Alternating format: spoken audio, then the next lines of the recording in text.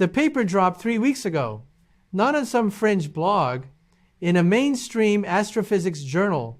15 observational studies, thermophysical modeling, survival analysis across millions of years of interstellar exposure. And the conclusion directly challenged the prevailing narrative. 3. iAtlas is inconsistent with cometary nuclei. Not unusual, not unexpected, inconsistent. The word physicists use when the math refuses to cooperate. When every model breaks, when the initial explanation quietly unravels in peer review. For 8 months, the preliminary classification suggested this was ice and dust, a frozen wanderer from another star system, standard physics. But now researchers are publishing data showing metallic domains, geological processing, crystal structures that require planetary scale evolution. 2 origins remain viable, according to this analysis. A differentiated exomoon fragment, or lithified planetary crust, both natural, both absolutely impossible for a typical comet. If you felt something didn't add up while following this object's journey, the data may now support that intuition. Hit subscribe, drop a like, and let's break down the study that just introduced a fundamental challenge to our understanding of interstellar visitors. This analysis suggests we may need to reconsider our initial assumptions. When a paper opens with the phrase unique combination of dynamical, compositional, and morphological anomalies, you know the gentle explanations are over. This wasn't rushed analysis. The research team spent months reanalyzing 15 independent studies. They ran thermophysical models. They tested survival scenarios across the brutality of interstellar space, cosmic rays, micrometeorite bombardment, thermal cycling from passing stars. They asked one question: what could actually survive that journey and still match these observations? They evaluated 3 possibilities. First, a fragment from an alien moon, a piece torn from a differentiated body orbiting an exoplanet we'll never see. Second, compressed planetary crust material, sediment that was once loose grains, compacted under geological time and pressure into solid rock. Third, the explanation that became the working hypothesis when 3I Atlas first appeared: a weakly bound comet nucleus, ice and dust held together by gravity. The same class of object we've studied for centuries. Here's what the paper proposes. The first 2 scenarios satisfy all observational constraints.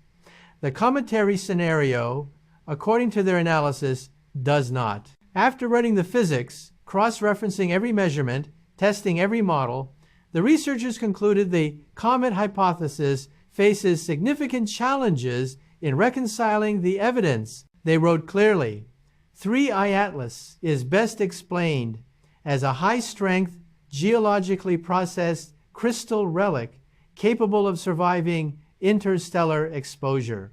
This represents one of the first times a peer-reviewed paper has openly questioned the comet classification while the object remains under active observation. The scientific debate is now formally underway. What would you do if you were analyzing data that contradicted the initial classification? Let's start with the tail. It stretches nearly 5 million kilometers. The anti-tail, that column of material pointing directly toward the sun, punches through 400 kilometer per second solar wind and holds its shape across 1.2 million kilometers. Professor Avi Loeb calculated the mass required to sustain these structures. Several billion tons of material released over just 2 months. Hubble measurements placed the nucleus diameter far too small to support that level of outgassing through normal ice sublimation under standard cometary models. Surface area limits how much material can vaporize under solar heating in conventional scenarios. The numbers present a challenge. The object appears to be shedding more mass than its size should physically allow if it were a typical comet. This isn't a minor discrepancy. This is fundamental physics raising questions. Then the rotation anomaly appears. If 3I Atlas rotates every 16 hours, as early measurements suggested, the million-kilometer-long jets should show spiral distortion according to established models. Rotating bodies release material in curved patterns. Centrifugal forces stretch those patterns into visible arcs. But 3I Atlas shows straight lines, no blur, no twist, no curvature. The jets remain geometrically perfect despite the object's presumed spin. Comets typically accelerate their rotation as they outgas. Asymmetric venting acts like tiny thrusters. It's measurable, predictable. 3I Atlas shows no clear evidence of spin-up. The straight jet architecture suggests something different is occurring. Either rotation has slowed dramatically, which would require mechanisms not present in simple sublimation physics, or the venting follows patterns that challenge current models of natural comet behavior developed over 2 centuries of observation. The brightness profile adds another layer. Typical comets display uneven coma brightness as different surface patches heat and cool at varying rates. 3I Atlas shows uniform luminosity with no visible breaks or irregularities. That suggests a centralized material source under this interpretation, not random ice pockets scattered across a fragile surface. And then spectroscopy delivers another puzzle. No clear detection of the typical volatile mix, water, carbon monoxide, methane in the ratios expected from cometary bodies. Instead, the readings hint at something chemically distinct, possibly altered by processes standard comets don't experience. Every piece of evidence that should confirm Comet instead raises questions. Which piece of evidence do you find most compelling in this analysis? The paper proposes 2 scenarios that fit the observational constraints according to their models: a differentiated exomoon relic, or lithified sedimentary planetary crust. Both share critical characteristics. Both require geological processing, the kind of internal evolution that happens when heat, pressure, and time transform raw material into layered, chemically differentiated structures. Both support high density, which could explain why the object resists tidal breakup and maintains structural integrity under intense solar radiation. Both accommodate metallic and hydrated domains, potentially matching the spectroscopic and reflectance signatures observed so far. The exomoon hypothesis suggests 3I Atlas could be a fragment from a moon orbiting an exoplanet in another star system. Moons undergo differentiation when internal heat from radioactive decay, tidal friction, or residual formation energy melts and separates material by density. Heavy metals sink toward the core. Lighter silicates rise to the mantle. Water and volatiles concentrate in specific layers.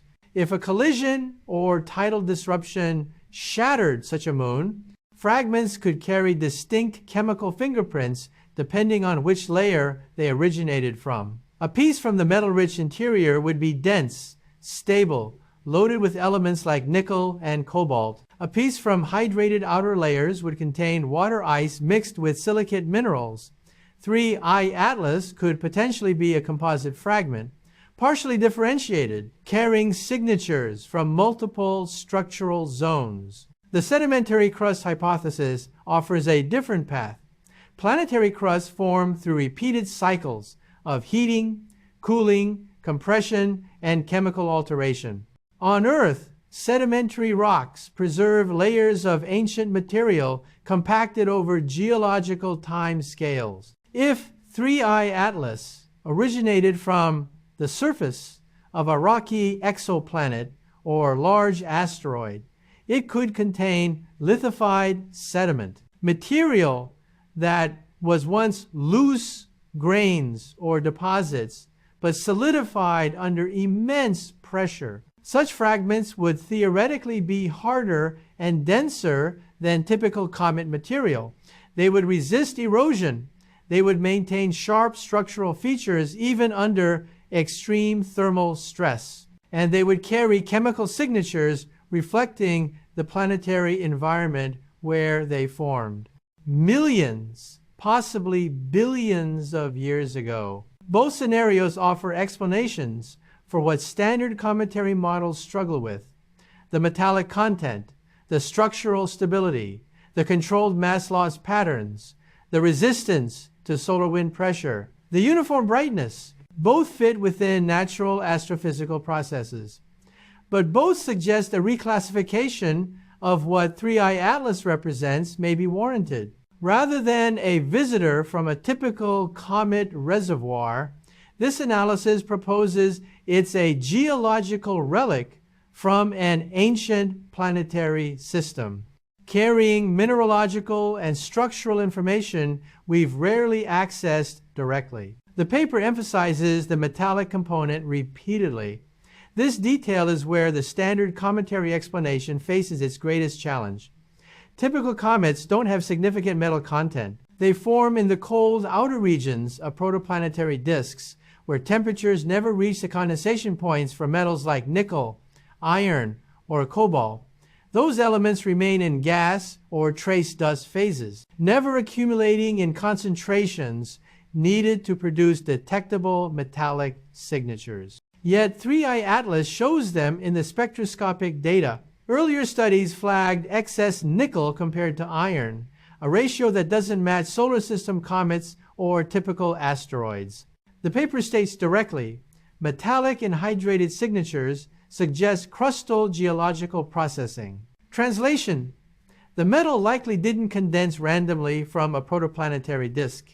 It may have been concentrated through differentiation, the process where gravity and heat separate materials by density inside a planetary body. That's how you get metal-rich cores in planets and large moons. It's not the standard formation pathway for comets. If 3I Atlas is a fragment from a differentiated exomoon or planetary crust as proposed, the metallic content makes physical sense. You could be looking at a piece of ancient planetary architecture, material that once resided deep inside a geologically active body. The nickel to iron ratio, the density, the structural stability, all of it aligns with a fragment that experienced millions of years of internal processing before being ejected into interstellar space. But here's what makes this scenario remarkable. How could a fragment this solid, this processed, survive the journey? Interstellar space is merciless. Cosmic rays bombard passing objects. Impacts from interstellar dust grains erode surfaces at atomic scales. Thermal cycling from nearby stars can crack and fragment material over time. For 3I Atlas to retain its structure across potentially billions of years of travel under this model, it would need to be extraordinarily resilient. The paper describes it as a high-strength crystal relic. That's not poetic language. That's a physical description of an object built to endure. An object that may have been forged under conditions we can barely simulate in laboratories. An object that could carry the signature of a world that may no longer exist. There's a noticeable difference between initial public classifications and this recent peer-reviewed analysis. Early statements describe 3I Atlas as likely cometary in nature. Updates have focused on orbital mechanics and observation windows. The compositional anomalies have received less emphasis in public summaries. Yet here is a peer-reviewed paper written by researchers within the same scientific community proposing that the comet hypothesis faces significant observational challenges. Why the divergence? Part of it is standard scientific process. Initial classifications are provisional. They're based on limited data. As more observations accumulate, interpretations evolve.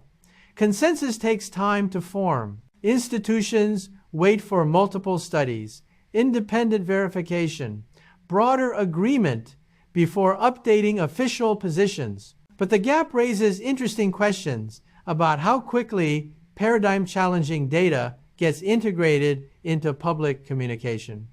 For decades, the working model has been straightforward. Interstellar objects are either comets or asteroids, leftovers from planetary formation ejected into the void. 3I Atlas may not fit that framework as neatly as initially assumed.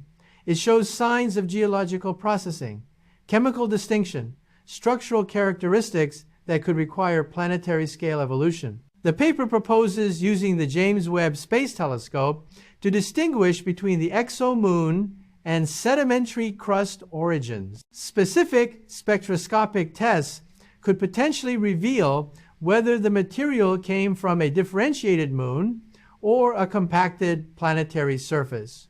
But as of now, those tests haven't been publicly scheduled. The data remains incomplete. Scientific consensus is still forming, and the conversation between different interpretations continues. This paper represents one interpretation under active debate. Classification may evolve as new data arrives. Does this challenge how you think about what travels between star systems? The paper's final conclusion might be the most significant for the field. It states that these results suggest the existence of a new branch of classification for small bodies based on measurable physical parameters. The existing categories, comet, asteroid, dwarf planet, may not fully accommodate objects like 3I Atlas, according to this analysis. The researchers propose a new framework, a way to classify interstellar visitors that carry geological histories from ancient planetary systems.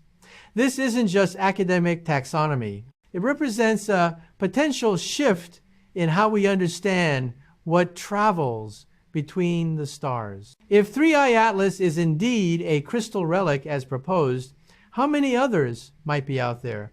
How many fragments from differentiated moons, shattered planets, or compacted crusts could be drifting through the galaxy, carrying information about worlds we'll never observe directly? And what does it mean that one potentially passed through our solar system, close enough to study, unusual enough to generate this level of scientific debate? The paper doesn't answer those questions definitively. It opens them.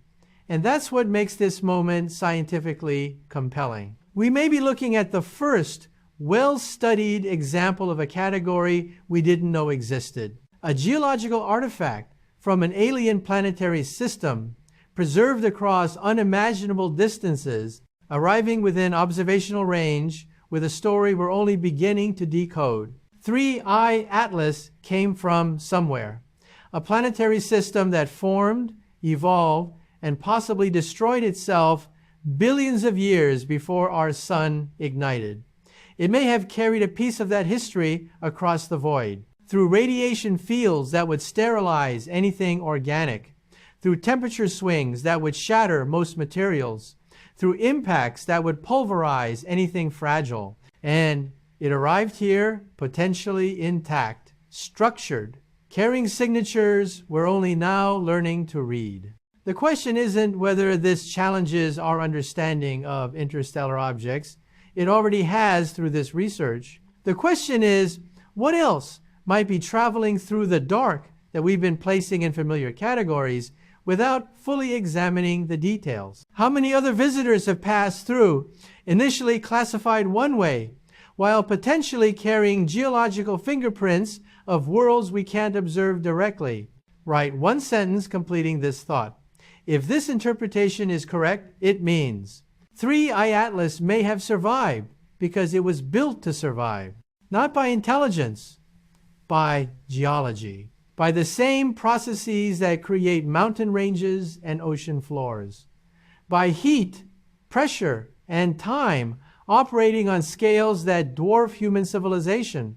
It could be a messenger from a planetary system that may no longer exist, a fragment of ancient architecture drifting through space, a crystal fossil from a world we can only infer from the signatures it left behind. And now we have this analysis.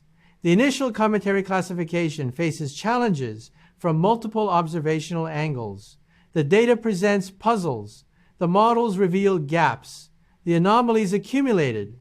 Until researchers published what the observation suggested, this object may demand a new explanatory framework. So here's what this paper argues, controversial or not, that the simplest explanation no longer fits all observations. 3i Atlas may represent something we haven't categorized before. And if one geological relic from an ancient planetary system can arrive in our solar system, studied for months before its true nature becomes clear, what else exists in the dark, waiting for us to develop the tools and frameworks to recognize it?